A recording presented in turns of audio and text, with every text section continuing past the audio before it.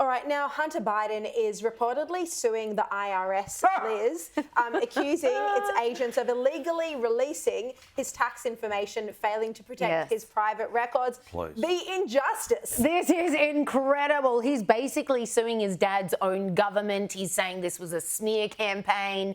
They released records. They made it public that they shouldn't have.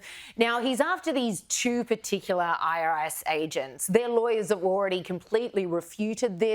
Any information that he said was illegally made known, they were talking about in an oversight committee earlier this year.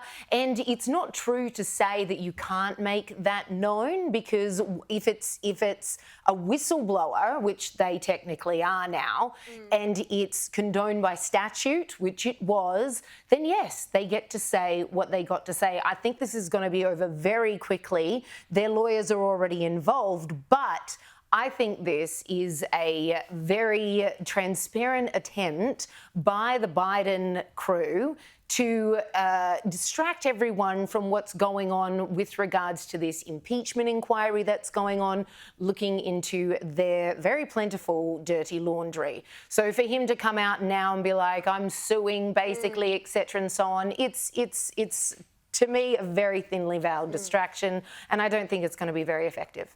Paul, I think it's interesting that, you know, the US media, while they're, and I'm talking about the left-wing media here, while they're not really reporting in any significant way on the Biden impeachment, they are starting to become critical of Joe Biden.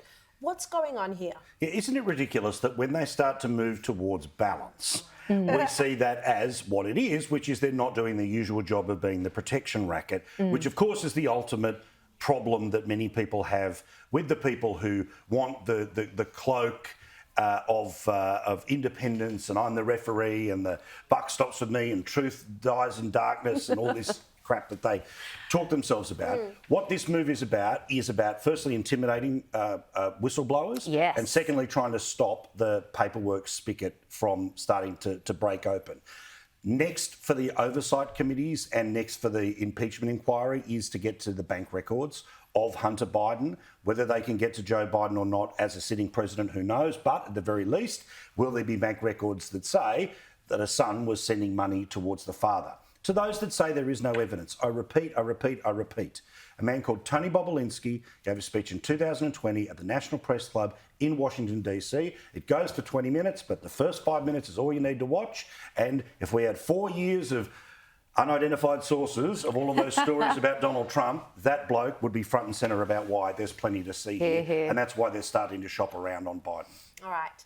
Paul Murray, Liz Storer, thank you both so much. We'll see you tonight, 9 o'clock, 10 o'clock. Full hour now, Liz. Love you.